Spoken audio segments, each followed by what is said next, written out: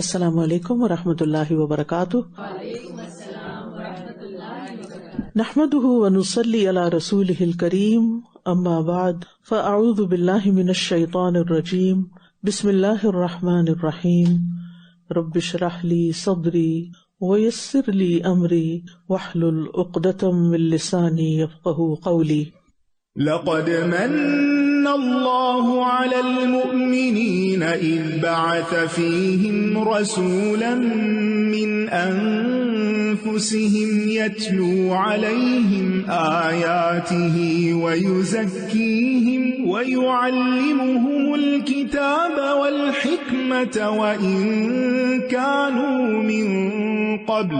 وإن كانوا من قبل لفی ضلال مبین۔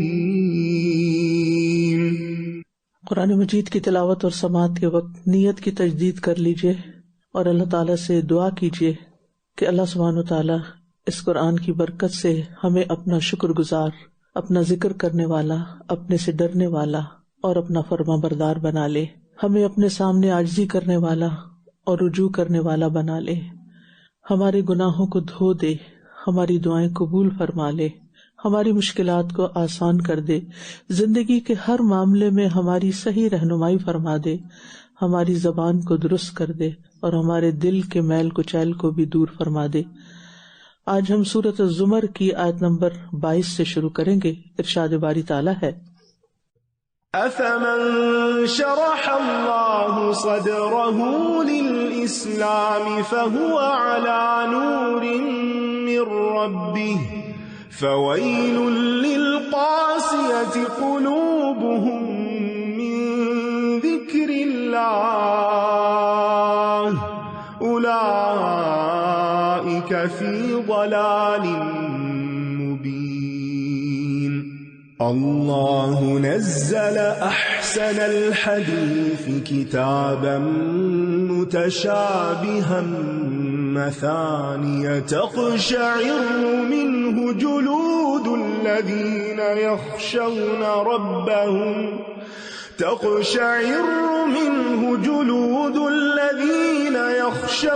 ربهم ثم تلین جلودهم وقلوبهم إلى ذكر الله ذلك هدى الله يهدي به من يشاء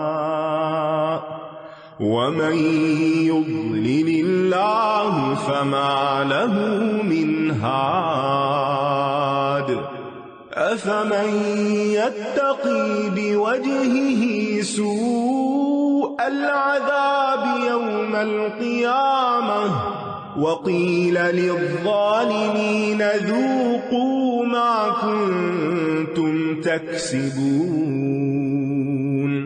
كذب الذين من قبلهم فأتاهم العذاب من حيث لا يشعرون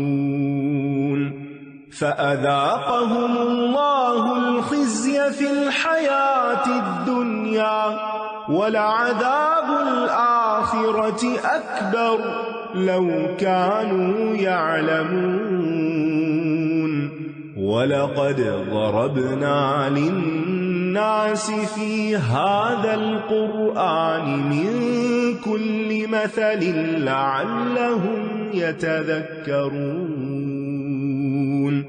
قرآنا عربيا غير ذي عوج لعلهم يتقون ضرب الله مثلا رجلا فيه شركاء متشاكسون ورجلا سلما لرجل هل يستويان مثلا الحمد لله بل أكثرهم لا يعلمون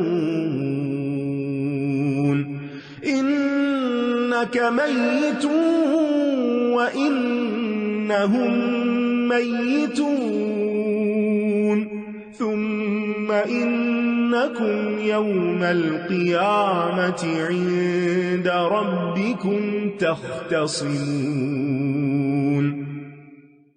تو کیا بھلا وہ شخص جس کا سینہ اللہ نے اسلام کے لیے کھول دیا ہے اور وہ اپنے رب کی طرف سے ایک نور پر ہے، پس ان کے لیے ہلاکت ہے جن کے دل اللہ کی یاد کی طرف سے سخت ہے. یہی لوگ کھلی گمراہی میں ہیں. یعنی جب کسی انسان پر حقیقت واضح ہو جاتی ہے، نور ایمان سینے میں داخل ہو جاتا ہے، تو پھر نیکی کے کاموں کی طرف وہ لپکتا ہے، خیر اور بھلائی کو قبول کرتا ہے، وہ اپنے رب کے فیصلوں پر راضی ہو جاتا ہے. دنیا کی مصیبتیں اور تکلیفیں اس پہ ہلکی ہو جاتی ہیں، اس کے اخلاق اور آداب بہترین ہو جاتے ہیں. رب کے ہر فیصلے پر وہ خوش رہتا ہے اور وہ سمجھتا ہے کہ اس کا رب اس کے بارے میں جو بھی فیصلہ کرتا ہے وہ حق پر مبنی ہوتا ہے. اسے امید ہوتی ہے کہ رب اس کی ان مشکلات پر اس کو جزائے خیر عطا کرے گا، بہترین بدلہ عطا کرے گا، اس پر اپنی رحمتیں نازل فرمائے گا. ایسے شخص کے دل میں پھر کوئی شک نہیں باقی رہتا، وہ شکوک و شبہات سے بالا ہو جاتا ہے. اللہ کے ہر حکم کو دل کی خوشی سے قبول کرتا ہے، ہر آنے والی سچویشن کو خوشی اور خندہ پیشانی سے قبول کرتا ہے. اور اس شرح صدر کا سب سے بڑا سبب توحید ہے. جتنی توحید مضبوط ہوگی اتنا ہی شرح صدر زیادہ ہوگا. شرک سے، گمراہی سے سینہ تنگ ہوتا ہے اور ایمان کے نور سے سینہ کھل جاتا ہے، وسیع ہو جاتا ہے. اور نور سے مراد ایمانی فراست ہوتی ہے، سمجھ بوجھ ہوتی ہے، جس کی وجہ سے انسان حق اور باطل کے درمیان فرق کرتا ہے. اور جب دل میں نور آ جاتا ہے تو انسان حقائق کو دیکھنے والا بن جاتا ہے، حقیقت کو سمجھنے والا بن جاتا ہے، اس کو حکمت عطا ہوتی ہے. اس کے برعکس جب دل میں خواہشات پیدا ہوتی ہیں تو دل سخت ہو جاتا ہے اور پھر اللہ کی یاد میں دل نہیں لگتا، خشوع کم ہو جاتا ہے. اللہ نے بہترین کلام نازل کیا، ایسی کتاب جس کی آیات باہم ملتی جلتی ہیں، بار بار دہرائی جانے والی ہیں، جس سے ان لوگوں کی کھالوں کے رونگٹے کھڑے ہو جاتے ہیں جو اپنے رب سے ڈرتے ہیں. پھر ان کی کھالیں اور ان کے دل اللہ کی یاد سے نرم ہو جاتے ہیں. یہی اللہ کی ہدایت ہے. وہ اس کے ذریعے جسے چاہتا ہے ہدایت دیتا ہے، اور جسے اللہ گمراہ کر دے تو اسے کوئی ہدایت دینے والا نہیں. تو قرآن احسن الحدیث ہے. یعنی جتنی بھی خبریں ہیں، جتنی بھی باتیں ہیں، جتنے بھی علوم ہیں، ان سب سے بہترین ہے یہ. اور اس میں جو کچھ بھی دیا گیا ہے وہ انسانوں کے لیے سب سے زیادہ فائدہ مند ہے، نفع مند علم ہے. اور کتاباً متشابہہ، اس سے مراد وہ تکرار ہے جو قرآن میں پائی جاتی ہے اور اس کی حکمت ہے. اور مومن کا جسم کب لرزتا ہے؟ جب وہ اللہ کے کلام کو محسوس کرتا ہے. اور پہلے جلد کا ذکر کیا گیا، پھر دل کا. تقشعر منہ جلود الذین یخشون ربهم ثم تلین جلودهم. کیونکہ انسان جب کسی چیز کو محسوس کرتا ہے تو اس کا سب سے پہلا اثر اس کی اسکن کے اوپر ہوتا ہے، پھر اس کے بعد اس کے اندر تک وہ چیز چلی جاتی ہے. تو دنیا میں 3 طرح کے لوگ ہوتے ہیں. ایک وہ لوگ جن کے دل اللہ کے ڈر سے خالی ہوتے ہیں، خواہ وہ زبان سے اللہ کا نام لیتے بھی ہوں. دوسرے وہ لوگ جن کے دل میں حرام حلال کا لحاظ ہوتا ہے اور خوف خدا بھی کچھ ہوتا ہے لیکن مکمل نہیں ہوتا. عام طور پر وہ نارمل انسان ہوتے ہیں، لیکن جب کوئی غیر معمولی واقعہ پیش آتا ہے تو وہ کچھ اور ہی بن جاتے ہیں. کبھی کسی کی محبت کا لحاظ، کبھی کسی کے خلاف نفرت کا جذبہ، کبھی اپنی عزت کا سوال ان پہ غالب آ جاتا ہے اور خوف خدا نیچے دب جاتا ہے. اور تیسرا انسان وہ ہوتا ہے جو پورے حقیقی معنوں میں اللہ سے ڈرتا ہے، جو اللہ کو پہچاننے کے ساتھ خود اپنے آپ کو بھی پہچان چکا ہوتا ہے. اور غیر معمولی حالات، اور اس سے مراد یعنی کوئی تکلیف آ جائے، کوئی پریشانی آ جائے، کوئی مرضی کے خلاف بات ہو جائے، تو ایسے میں بھی وہ حق کو دیکھ لیتا ہے اور کسی کی نفرت یا کسی کی محبت اس کو غلط فیصلے پر مجبور نہیں کرتی. وہ اپنی خامیوں کو جان کر اپنی مسلسل اصلاح کرتا رہتا ہے. کیا بھلا وہ شخص جو قیامت کے دن اپنے چہرے کے ساتھ برے عذاب سے بچنا چاہے اس کی طرح ہو سکتا ہے جو اس سے محفوظ رہے؟ اور ظالموں سے کہا جائے گا چکھو مزہ اس کمائی کا جو تم کرتے رہے ہو. انسان دنیا میں بھی سب سے زیادہ اپنے چہرے کو بچانے کی فکر کرتا ہے، یعنی باقی اعضاء کی نسبت، اور قیامت کے دن بھی ایسا ہی ہوگا. لیکن انسان قیامت کے دن پھر عذاب سے بچ نہیں سکے گا. دنیا میں تو چہرے کی طرف آنے والی چیزوں کو انسان روک لیتا ہے، بچا لیتا ہے، اپنے ہاتھ سامنے کر لیتا ہے، چھپ جاتا ہے، لیکن وہاں ایسا کچھ بھی نہ ہوگا. ان سے پہلے کے لوگوں نے بھی جھٹلا دیا تھا تو ان پر وہاں سے عذاب آیا جہاں سے یہ سوچ بھی نہ سکتے تھے، تو اللہ نے انہیں دنیا کی زندگی میں رسوائی کا عذاب چکھا دیا، اور یقیناً آخرت کا عذاب زیادہ بڑا ہے، کاش یہ جانتے ہوتے۔ اور یقیناً ہم نے اس قرآن میں لوگوں کے لیے ہر طرح کی مثال بیان کی ہے، شاید کہ وہ نصیحت حاصل کریں۔ یہ قرآن جو عربی میں ہے اس میں کوئی ٹیڑھ نہیں تاکہ وہ بچ جائیں، یعنی قرآن کے معنی کو سمجھنا تقویٰ میں مددگار ہوتا ہے، اور تقویٰ پر ہی ساری کامیابی کا انحصار ہے۔ اللہ نے مثال بیان کی ایک ایسے شخص کی جس میں باہم جھگڑنے والے کئی شریک ہیں، اور ایک دوسرا شخص ہے جو ایک ہی شخص کا غلام ہے۔ کیا یہ دونوں مثال میں برابر ہو سکتے؟ سب تعریفیں اللہ کے لیے ہیں، بلکہ ان کے اکثر علم نہیں رکھتے۔ تو یہاں مشرک اور موحد کی مثال بیان کی گئی کہ ایک شخص کئی معبودوں کی عبادت کرتا ہے اور دوسرا صرف ایک رب کی، تو یہ دونوں ایک جیسے نہیں ہو سکتے۔ بے شک آپ مرنے والے ہیں اور بے شک یہ سب بھی مرنے والے ہیں، یعنی انسان دنیا میں ہمیشہ نہیں رہ سکتا چاہے وہ پیغمبر ہی کیوں نہ ہو۔ پھر تم سب قیامت کے دن اپنے رب کے پاس جھگڑا کرو گے، یعنی اپنے اپنے بارے میں۔ فمن اظلم ممن كذب على الله وكذب بالصدق اذ جاءه اليس في جهنم مثوى للكافرين والذي جاء بالصدق وصدق به أولئك هم المتقون لهم ما يشاءون عند ربهم ذلك جزاء المحسنين ليكفر الله عنهم أسوأ الذي عملوا ويجزيهم أجرهم بأحسن الذي كانوا يعملون أليس الله بكاف عبده ويخوفونك بالذين من دونه ومن يضلل الله فما له من هاد ومن يهد الله فما له من مضل أليس الله بعزيز ذي انتقام ولئن سألتهم من خلق السماوات والأرض ليقولن الله قل أفرأيتم ما تدعون من دون الله إن أرادني الله بضر هل هن كاشفات ضره أو أرادني برحمة هل هن ممسكات رحمته قل حسبي الله عليه يتوكل المتوكلون قل يا قوم اعملوا على مكانتكم إني عامل فسوف تعلمون من يأتيه عذاب يخزيه ويحل عليه عذاب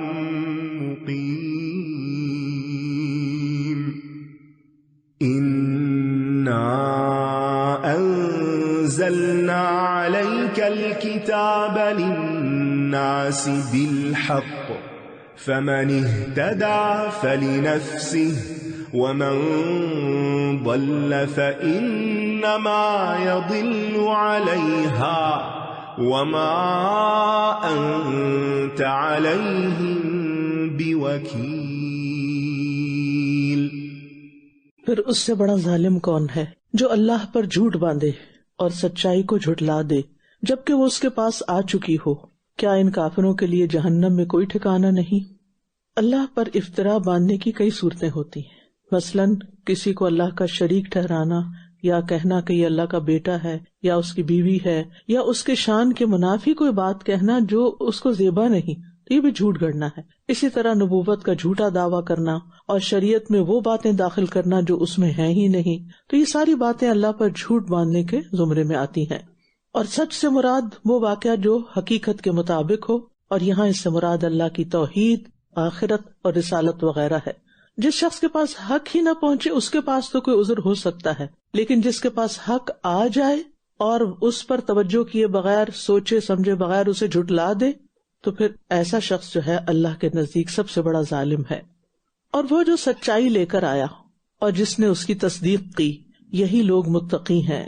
یعنی سچ بات کرنا، سچ بولنا، سچ بات پیش کرنا، پھر اس کی تصدیق کرنا، یہ سب پسندیدہ ہے اور تقوی کے لیے ضروری ہے۔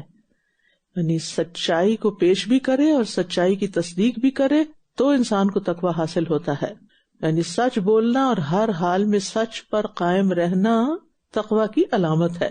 اپنے ساتھ بھی سچا ہونا، دوسروں کے ساتھ بھی سچا ہونا، اور اللہ کے ساتھ بھی سچا ہونا، اور یہ سب دراصل اللہ کی بھیجی ہوئی وحی کے سامنے سر تسلیم خم کرنا ہے۔ ان کے لیے ان کے رب کے پاس وہ سب کچھ ہے جو وہ چاہیں گے، نیکوکاروں کا یہی بدلہ ہے، محسنین۔ موت کے ساتھ ہی انسان اپنے رب کے پاس پہنچ جاتا ہے، اور پھر وہیں سے اس پر نعمتوں کا سلسلہ جاری ہو جاتا ہے جب وہ اپنے رب سے ملاقات کرتا ہے اور رب اس سے خوش ہو جاتا ہے۔ اور یہ سب سے بڑی نعمت ہوتی ہے جو کسی کو مرنے کے بعد نصیب ہوتی ہے، تاکہ اللہ ان کے برے اعمال کو ان سے دور کر دے اور ان کے اچھے اعمال کے بدلے میں انہیں بہترین اجر عطا کرے جو وہ کیا کرتے تھے۔ یعنی ان کے گناہ معاف کر کے ان کو مٹا کر ان کی نیکیوں کے مطابق انہیں جزا دے۔ یعنی متقین سے، اللہ سے ڈرنے والوں سے اگر کچھ گناہ ہو بھی جائیں تو اللہ تعالیٰ ان کو مٹا دیتا ہے۔ کتنی بڑی خوشخبری ہے۔ یعنی متقین کے ساتھ عدل سے زیادہ فضل کا معاملہ ہوتا ہے۔ اگر آپ کے دل میں یہ چاہت ہے نا کہ آپ اپنے رب کو راضی کر لیں، لیکن انسان ہے نا کمزور ہے اور غلطیاں ہوں گی، تو بھی رب راضی ہو جائے گا انشاءاللہ۔ یہ اس کا فضل ہے اللہ کریم کا۔ کیا اللہ اپنے بندے کے لیے کافی نہیں؟ اور یہ لوگ آپ کو ان سے ڈراتے ہیں جو اس کے سوا ہیں، اور جسے اللہ بھٹکا دے اس کے لیے کوئی ہدایت دینے والا نہیں۔ یعنی جو لوگ اللہ کو چھوڑ کر کسی اور کی طرف جاتے ہیں، اس کا کیا مطلب ہے کہ ان کو اللہ اپنے لیے کافی نہیں لگتا۔ نعوذ باللہ، اللہ میں کوئی کمی لگتی ہے لہٰذا وہ دوسروں سے پوری کرنا چاہتے ہیں۔ اور انبیاء کا مقصد کیا رہا ہے کہ لوگوں کو اللہ کے علاوہ سب سے بے نیاز کر دیں، اور لوگ اللہ کے کافی ہونے کو اپنے ایمان کا حصہ بنا لیں۔ اور جس کے لیے اللہ کافی ہو جاتا ہے وہ کسی اور سے ڈرتا نہیں، کسی اور سے امیدیں وابستہ نہیں کرتا، کیونکہ اسے معلوم ہے کہ ساری مصیبتیں دور بھی اللہ نے کرنی ہے اور ساری رحمت بھی اللہ ہی کی طرف سے آئے گی، اور اللہ کے علاوہ کسی اور سے ڈرنے سے اللہ کی کفایت حاصل نہیں ہوتی۔ لہٰذا ضروری ہے کہ ہم اللہ تعالیٰ کے ساتھ اپنا تعلق درست کریں، تو اللہ تعالیٰ ہمارے لیے اور مخلوقات کے معاملات کے لیے کافی ہو جائے گا۔ جو اللہ سے جڑ جاتا ہے، اللہ کی فکر میں لگ جاتا ہے، اللہ اسے ہر ایک سے بے نیاز کر دیتا ہے۔ تو بندگی کا حق ہی ادا نہیں ہو سکتا جب تک آپ اللہ سبحانہ و تعالیٰ کو اپنے لیے کافی نہ سمجھیں۔ خیر کو پہنچانے میں، شر کو دور کرنے میں بھی صرف وہی کافی ہے، اور جو اللہ کو چھوڑ کے اوروں پہ توکل کرے گا اللہ اسے ذلیل اور محروم کرے گا۔ اور یہ کفایت جو ہے یہ عبودیت کے مطابق ہوگی۔ جتنی زیادہ آپ کی اللہ تعالیٰ پر ڈپینڈنسی بڑھے گی، اطاعت بڑھے گی، اسی درجے کی آپ کو کفایت نصیب ہوگی۔ اور اس کو حاصل کرنے کے لیے اللہ تعالیٰ کے اسماء و صفات کا علم حاصل کریں۔ جب آپ اللہ کو پہچان لیں گے نا تو بس اس کو کافی سمجھیں گے، پھر غیر اللہ کی طرف نظر بھی نہیں جائے گی، کیونکہ غیر اللہ میں تو وہ صفات ہیں ہی نہیں، اور جسے وہ ہدایت دے تو اسے کوئی بھٹکانے والا نہیں۔ کیا اللہ بہت زبردست انتقام لینے والا نہیں؟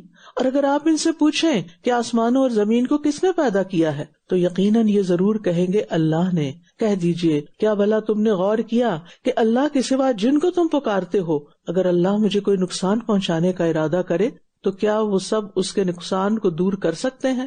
یا وہ میرے ساتھ کسی مہربانی کا ارادہ کرے تو کیا یہ سب اس کی رحمت کو روک سکتے ہیں؟ کہہ دیجئے مجھے اللہ ہی کافی ہے، توکل کرنے والے اسی پر توکل کرتے ہیں۔ تو گویا نفع و نقصان اور رحمتوں کا مالک صرف اور صرف اللہ ہے، اور ہمیں اللہ پہ ایسا بھروسہ کرنا چاہیے جس میں کوئی شک ہی نہ رہے، پورا یقین ہو، اسی سے پھر اطمینان قلب نصیب ہوتا ہے۔ تو انسان اپنے ارادوں کی تکمیل کے لیے توکل اختیار کرے، اللہ پر بھروسہ کرے. آپ کہہ دیجئے اے میری قوم تم اپنی جگہ عمل کرتے رہو، میں بھی عمل کر رہا ہوں، بس ہم قریب تم جان لو گے کہ حق پر کون ہے، انجام کس کا بہتر ہے، کہ کون ہے جس پر ایسا عذاب آتا ہے جو اسے رسوا کر دے گا، اور کس پر دائمی عذاب اترتا ہے. بے شک ہم نے آپ پر یہ کتاب لوگوں کے لیے حق کے ساتھ نازل کی ہے. پھر جو ہدایت اختیار کرے تو اس کے اپنے ہی لیے ہے، اور جو کوئی گمراہی اختیار کرے تو بے شک اس کے بھٹکنے کا وبال اسی پر ہوگا، اور آپ ہرگز ان پر ذمہ دار نہیں ہیں. یعنی ہر شخص اپنے نفع نقصان کا خود فیصلہ کرے. تو مومن کو یہ یقین ہوتا ہے کہ اس کے نیک عمل کا اسی کو فائدہ پہنچے گا، اس لیے وہ اس میں بھرپور کوشش کرتا ہے. اور ویسے بھی انسان جو بھی خیر کا کام کرتا ہے وہ دراصل اسی کو فائدہ پہنچاتا ہے. فمن ابصر فلنفسہ من اہتدی فانما یہتدی لنفسہ من عمل صالحا فلنفسہ ومن تزکی فانما یتزکی لنفسہ ومن شکر فانما یشکر لنفسہ ومن جاہد فانما یجاہد لنفسہ. تو یہ ساری کوالٹیز اگر انسان کے اندر ہے تو خود انسان ہی فائدے میں ہے.